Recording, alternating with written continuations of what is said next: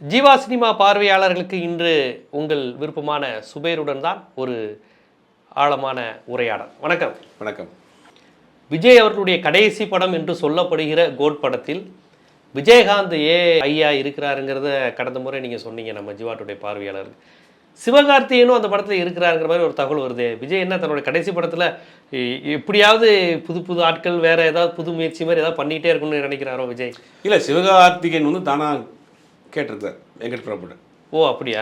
வெங்கட் பிரபுவும் சிவகார்த்திகேயன் அடுத்து ஒரு படம் பண்ணுறாங்க. இந்த கோட் முடிஞ்சோடனே அடுத்து அவங்க தான் பண்ணுறாங்க. அந்த காம்பினேஷன் தான் படம் பண்ணுறாங்க. அப்படிங்கும்போது சிவகார்த்திகேயன் அது பல விஷயத்துக்காக பயன்படுத்திடலாம். அந்த இடத்த நோக்கி தான் போகணும், அந்த இடத்த பிடிக்கணும்னு ஆசைப்படுறாரு. அப்போ அவருடைய படத்துலேயே நம்ம ஒரு இருக்கணும். ஒரு சின்ன ஒரு கேமியோ வந்து பண்ணுறாங்க. அந்த படம் ஷூட் பண்ணியே முடிச்சிட்டாங்களாம். முதல்ல அந்த படத்தை நடிக்கிறாருன்னு நான் தான் ஒரு 2 நாளைக்கு முன்னாடி அதை வந்து சொன்னேன், பிரேக் பண்ணேன். இப்போ விசாரிக்கிறப்ப வரக்கூடிய தகவல்லாம் அவருடைய போர்ஷன் எடுத்தே முடிச்சிட்டாங்க. அவருடைய போர்ஷன் எடுத்தே முடிச்சிட்டாங்க. ஒரு சின்ன ஒரு ரோல். ஏன்னா அந்த படத்தில் அந்த வந்துட்டு போனாலே போதுமே. இன்னைக்கு இந்த படம் பெரிய ஒரு எதிர்பார்ப்பை கிளப்பியிருக்கு கோட். ஏன்னா வந்து இவருடைய கடைசி படத்துக்கு முதல் படம், அரசியல் கட்சி ஆரம்பித்த பிறகு வரக்கூடிய படம், வெங்கட் பிரபு டைரக்ட் பண்ணுறாரு. ஒரு பெரிய ஒரு எதிர்பார்ப்பு இந்த படத்துக்கு இருக்குது. அப்படிங்கும்போது அது ஒரு சின்ன ஒரு கேரக்டர், ஒரு பாசிங் ஷாட் இருந்தால் கூட அந்த ஸ்கிரீனில் வந்து ஒரு பெரிய அளவில் ஒரு மேஜிக் இருக்கும். அதை நம்ம பயன்படுத்திக்கிறோம்னு நினச்சேன். ரொம்ப புத்திசாலித்தனமான ஒரு வேலை அது. அந்த ரசிகர்களே அந்த வெற்றிடம் இருந்தால் அதை நம்ம பக்கம் கேரி பண்ணிக்கணும்னு நினைக்கிறாரு. அதை கரெக்டாக அவர் பயன்படுத்திருக்காரு. ஒரு முக்கியமான ஒரு காட்சியில் ஒரு சின்ன ஒரு கேமியோ பண்ணியிருக்காரு அந்த படத்தில். வந்திருக்காரு. பொதுவாக வெங்கட் பிரபு படம்னாலே ஒரு ஸ்க்ரீன் கூட்டமாக தான் இருக்கும். ஸ்க்ரீன் முழுக்க ஒரு கூட்டம் 5-6 பேர் பேசிக்கிட்டு ஆட்டி அடிச்சுட்டு இருக்கிற மாதிரி இருப்பாங்க.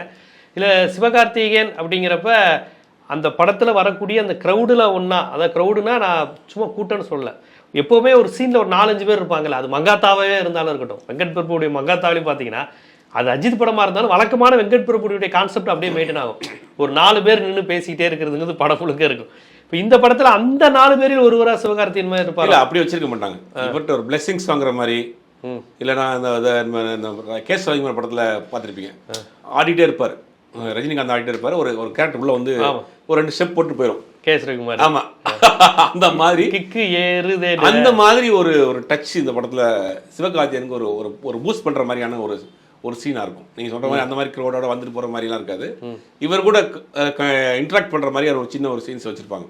இவரை பூஸ்ட் பண்ணுற மாதிரி, இவரை கொஞ்சம் ப்ளஸ் பண்ணுற மாதிரியான ஒரு சீனாக இருக்கும். ஏன்னா அதை பிளான் பண்ணியே தான் பண்ணியிருப்பாங்கன்னு நினைக்கிறேன். அதுக்கு விஜய் பெருந்தன்மையோட ஒத்துக்கிட்டு தான் படம் எடுத்து முடிச்சிருக்கிறாங்க. மெயினான ஒரு வில்லனா நம்ம இவர் பண்ணுறாரு, மோகன் பண்ணுறாரு, பிரசாந்த் பண்ணுறாரு. ஆமாம், மோகன் இருக்கிறாரு, பிரசாந்த் இருக்காரு, பிரபுதேவா ஒரு பாட்டில் டான்ஸ் ஆடுறாரு, விஜயகாந்த ஏஐ மூலமாக கொண்டு வர்றாங்க.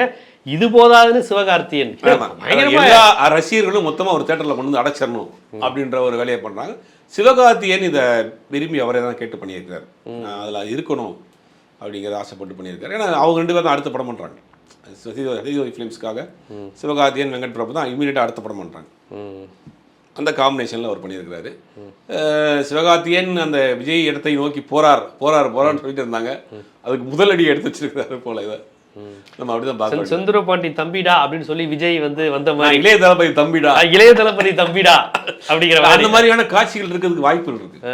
ஏதாவது ஒரு ஆசீர்வாதம் வாங்குற மாதிரி, இல்லாட்டி தோல்ல விஜய் வந்து நான் இல்லே நினைக்காத அந்த வராம் பாரு அந்த மாதிரியான காட்சிகள் இருக்கிறதுக்கு வாய்ப்புகள் இருக்கு. நம்ம விளையாட்டா பேசினாலும் கூட இருக்கு. அந்த மாதிரியான காட்சிகள் அமைப்பு வாய்ப்பு இருக்கு.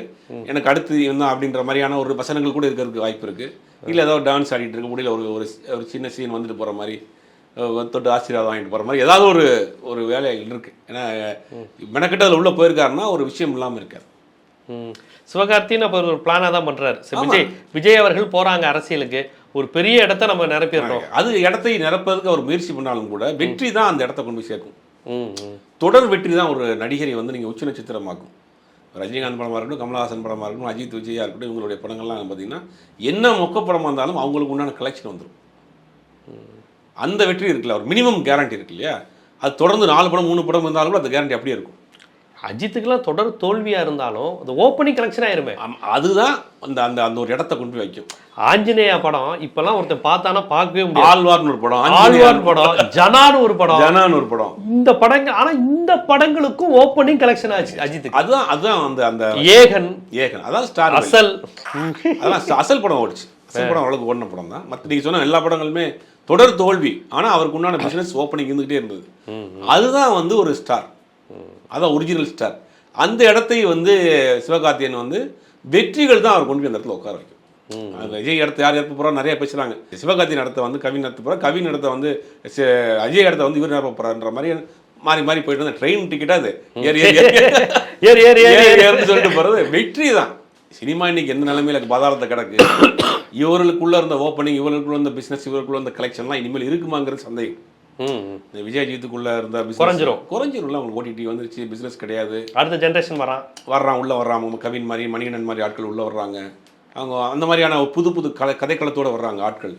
தூங்காம இருக்கிறன்னு ஒரு படம் பண்றான், 5 வயசு குழந்தைக்கு அப்பாவை ஒருத்தன் படம் பண்றான். அதாவது புதுசு புதுசா கதைகள் உள்ள வருது, புதுசு புதுசா ஆட்கள். காதலை புரிந்து கொள்ள முடியாத ஆண்கள் படித்த நாகரிக பெண்கள், இவர்களை புரிந்து கொள்ளாத பூமர் ஆண்கள். கேட்டா இந்த மாதிரி படம் ஓடுது. இதுதான் கரெக்ட். ஆமா, சந்தேகப்படுறான் லவர் என்னன்னா சந்தேகப்படுறது தப்புன்னு சொல்லி படம் எடுக்கிறான். லவ் டுடே கதையா தானே. ஆமா, இறுதிப்பட்டு மாதிரியான 3 கதையை ஒன்னா சேர்ந்து வச்சு அந்த மாதிரியான கதைகளை வித்தியாசமா பார்க்க ஆரம்பிச்சிட்டாங்க.